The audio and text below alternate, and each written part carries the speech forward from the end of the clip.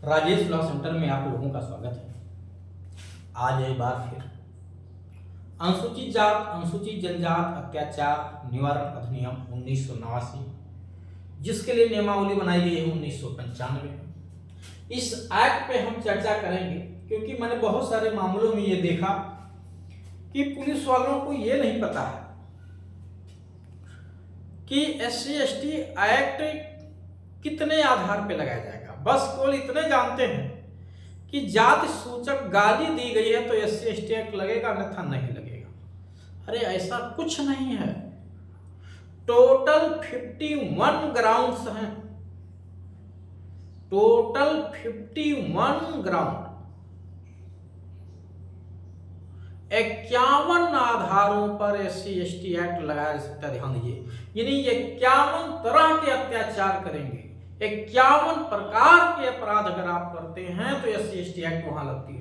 केवल जात सूचक गाली देना उस 51 ढंग में से एक ढंग है, यानी अभी 50 और तरीके बाकी हैं। समझिए 50 तरीके हैं जब SC/ST एक्ट लागू हो सकती है जात सूचक गाली देने को छोड़ के।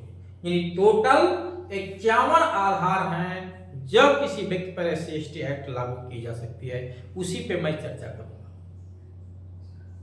एक आधार नहीं है, मैं संपूर्ण एक्ट की बात कर रहा हूं। पूरी SC/ST एक्ट केवल इसी 51 आधारों में ही लागू होगी, इसके अलावा कोई नहीं। बट ये 51 आधार इतने लिखे हैं कि अगर इन सभी आधारों पे ये एक्ट लागू होने लगे तो जो इस वर्ग के साथ अत्याचार हो रहा है निश्चित तौर से वो अत्याचार पूर्ण रूप से बंद हो जाएगा। लेकिन ये जो 51 आधार है इसका ये मतलब नहीं कि इसका दुरुपयोग करके लोगों को नाजायज तरीके से सताया जाए, उन्हें परेशान किया जाए। बिल्कुल नहीं। अगर इस तरह से आप किसी को नाजायज तरीके से फंसाएंगे, सताएंगे तो ये आपके लिए और समाज और देश के लिए अच्छा नहीं होगा। लेकिन अगर कोई गलत कर रहा है तो निश्चित तौर से वो उस दंड का भागी है, वो सजा का पात्र है और उस पर मुकदमा चलाया जाना चाहिए। तो मैं उन्हीं 51 आधारों पर चर्चा करूंगा। आप लोगों ने पहले भी देखा होगा SC/ST एक्ट पे मैंने एक वीडियो बनाया था कि 3(1) कब लागू होता है, कितने आधार हैं उसके। खैर अब ये मैं पूरे एक्ट का एक वीडियो बना रहा हूं, पूरे एक्ट का, इसमें कुछ भी बच नहीं रहा है। तो आप लोग ध्यान से देखिएगा। इसको थोड़ा ऐसे सादा चित्र देख के ना समझ पाए, मैं थोड़ा सा समझा दूंगा मोटा मोटा करके।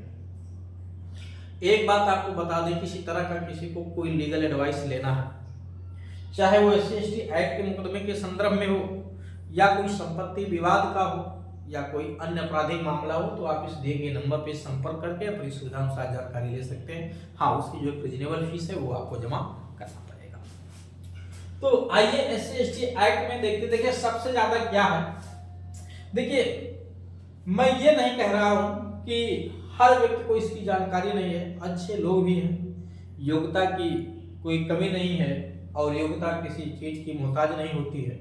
मुझसे भी योग्य लोग हैं इस फील्ड में, इस एक्ट पे, और पुलिस वर्ग में भी बहुत अच्छे लोग भी हैं, योग्य लोग हैं जो प्रोविजन को अच्छे से जानते हैं, ढंग से लागू करते हैं। बट अच्छे लोगों की संख्या बहुत कम है। मैंने बहुत बड़े पैमाने पे देखा इसका दुरुपयोग होते हुए, गलत तरीके से धाराओं को लगाते हुए, चार्जशीट में गलत धाराएं लगाते भेज दी गई हैं। जज साहब परेशान हो जाते हैं, उनको छांटना बीना पड़ता है कि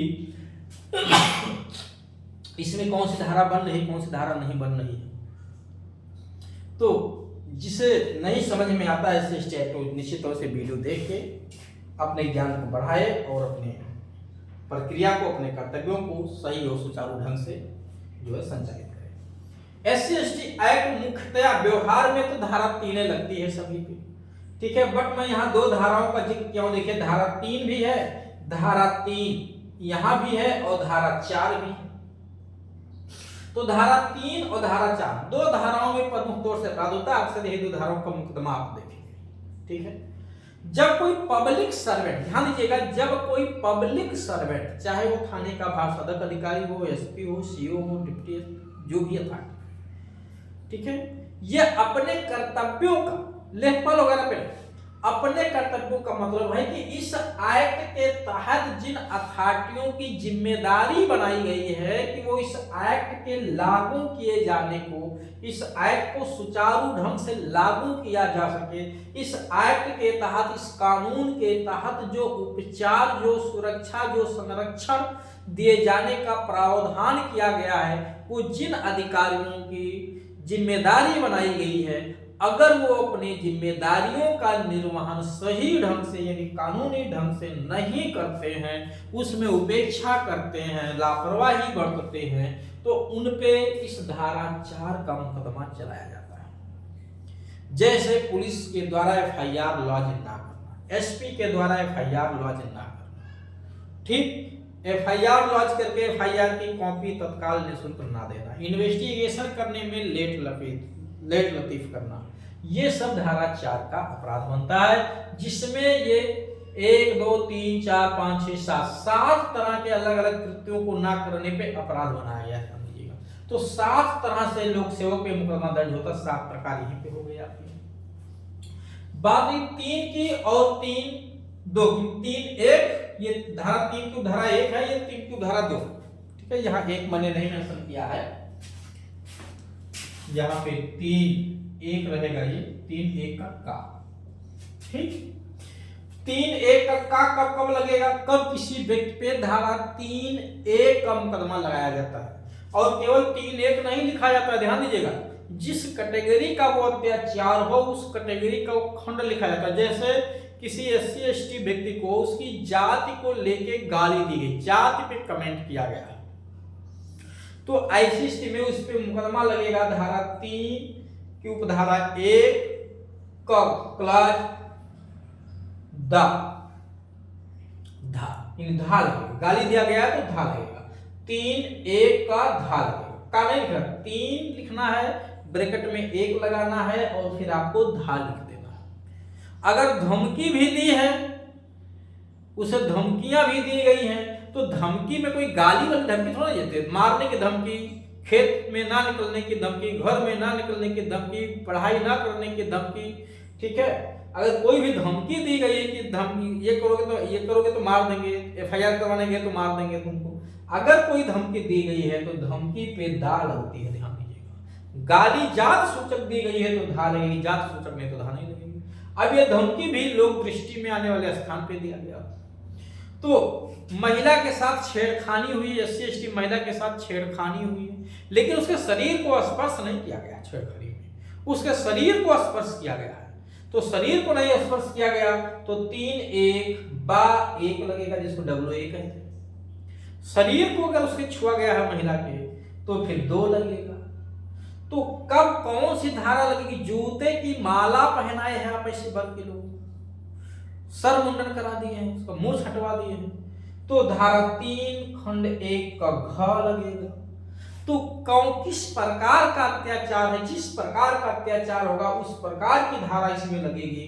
तो कितनी धारा है बस आप काउंट कर लीजिए, 51 धाराएं मिलेंगी आपको। यहाँ देखिए ये इतने आधार यहाँ पे हैं, 1 2 3 4 5 6 7 8 9, ये 9 आधार अलग अलग अत्याचार की दशा में, ठीक है। और उसके बाद 10 11 12 18 में इसमें 3 आधार, 3 तरह के कृत करेंगे तो अलग अलग क्लास बनेंगे।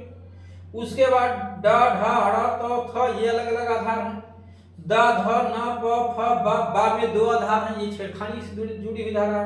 फ ब फ ब म या का में फिर देखिए कई आधार हो गए, या का में आ बड़ा छोटी बड़ी छोटाऊ आधार, फिर या खा या का। तो ये जिस प्रकार का अत्याचार होगा उस तरह की वो क्लास लगाई जाती है, ध्यान दीजिएगा। केवल मैंने बहुत सारे FIR में देखा पुलिस वालों ने 3 लगा के छोड़ दिया, अरे साहब 3 लगा के छोड़ दो, कैसे पता चलेगा किस क्लास किस प्रकार का अत्याचार है। आप जिस कैटेगरी का अत्याचार है, तहरीर में जो पुलिस को प्रार्थना दी गई है FIR लॉन्च करने की, उसमें उसने जो अपना दुख दर्द बताया उस आधार पे जो धारा का वो खंड बनता है वो लगाइए। और नहीं समझ में आ रहा तो वीडियो देखिए, ठीक है, समझिए, बुक देखिए, पढ़िए, क्योंकि आपकी जिम्मेदारी है, आप पब्लिक पद पे बैठे हुए, आप कर्तव्यों का निर्वहन कर रहे हैं। नहीं तो आपको दूसरों के सामने शर्मिंदा होना पड़ेगा। तो उससे अच्छा है कि 2 टूक पढ़ लीजिए, वीडियो देख लीजिए, आ जाएगा आपको। हमेशा के लिए दूसरों को ज्ञान देंगे आप, नहीं दूसरों के सामने आप पता चला सीनियर अथॉरिटी है, जूनियर से पूछना पड़ जाएगा, अगर उसको जानकारी है तो वहाँ शर्मिंदगी महसूस होगी। इससे अच्छा है चुपके से देख लीजिए वीडियो, बुक को निकाल के पढ़ लीजिए। नहीं समझ में आए तो नंबर दिया हुआ है, यहाँ पे कॉल कर लीजिए। किसी की भी बात मैं कर रहा हूँ, केवल मैं पुलिस अथॉरिटी की बात नहीं, किसी को भी जिसको भी नहीं आ रहा है, ठीक है, क्योंकि ज्ञान सीखना ये अच्छी बात है।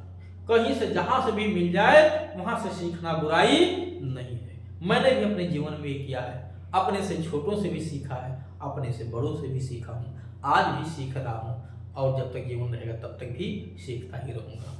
क्योंकि सीखने की कोई लिमिट नहीं है, सीखने की कोई उम्र सीमा नहीं है। जीवन भर व्यक्ति सीखता रहता है और जीवन ऐसे ही खत्म हो जाता है। धारा 3(2), अब ये 3(2) देखिए, अब ये धारा अगर लगती है कभी कभी, ये धारा कभी कभी लगती है, ठीक, तो ये धाराएं जब लगाई जाती तो ये थोड़ी हल्की धाराओं की श्रेणी में आती है, ध्यान दीजिएगा। ये धारा अगर किसी व्यक्ति पे इनमें से कोई भी धारा लगी है तो मिनिमम 6 महीने का कारावास जो 5 साल तक का कारावास होता है दिया जा सकेगा, प्लस जुर्माना दिया जाता है। अगर 3(2) लग गई किसी पे, अब कभी कभी एफआईआर में 3(2) लगा के छोड़ दिया, ये गलत है, 3(2) लगा क्यों छोड़ दिया? आपने क्लास बताइए कौन से खंड का अपराध है, 1 का है, 2 का है, 3 का है। फर्जी फंसाया है किसी केस में 1 या 2, 3 लगेगा, ठीक है। कुछ नुकसान किया जा रहा, संपत्ति उसकी नुकसान की जा रही है, जीव जंतु नुकसान किए जा रहे हैं, घर वगैरह जलाया जा रहा है, तो आगे की धारा 5, 4 ये सब लगेगी। 5 ये 10 वर्ष या उससे अधिक कारावास दंडनीय कोई अपराध किया जाता है, उसके साथ कोई भी अपराध किया जाता है तो फिर वहां पे 3(2) भी लग जाएगा। और जो लिस्ट दी गई है, सूची दी गई है, जो सूचियों में जो धाराएं बीएनएस की लिखी हुई है उन धाराओं के तहत अपराध किया जाता है, तो बीए भी लग जाती है। सब मैं ऑलरेडी पहले ही बता चुका हूं, ठीक। तो कुल मिलाकर के कितने आधार आपको मिले? टोटल 51 ग्राउंड्स हैं SC/ST एक्ट लगाए जाने के, ध्यान दीजिएगा। अब कोई आपसे ये नहीं कहेगा कि केवल जाति सूचक गाली देने पे SC/ST एक्ट लगती है, अन्यथा नहीं लगती है। और ये एक्ट दुरुपयोग करने के लिए, किसी को परेशान करने के लिए नहीं लगाया गया है, बल्कि अत्याचार को रोकने के लिए किया गया है। और मैंने बहुत सारे फेसबुक वगैरह पे देखता हूँ, लिखा रहता कौन अत्याचार किया, कौन सा अत्याचार हो रहा है। अरे भाई झूठ मत बोलिए, सत्य को स्वीकार करना चाहिए।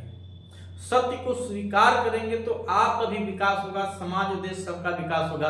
अगर आप झूठे बन जाओगे तो फिर ये विकास नहीं विनाश होगा। जो सच्चाई है वो है, कौन इसको भुना सकता है कि हमारे समाज में, हमारे देश में SC और ST के साथ ही साथ सभी वर्ग की महिलाओं के साथ भेदभाव नहीं हुआ, घोर भेदभाव हुआ। महिलाओं के साथ, सभी वर्ग की महिलाओं के साथ, वह किसी भी जाति की हो, किसी भी धर्म की हो, उनके साथ तो उनको तो जीव से भी बदतर रखा गया। महिलाओं के साथ क्या अत्याचार नहीं हुआ, क्या आज नहीं हो रहा है? अब मेरे साथ पुरुषों के साथ भी हो रहा है।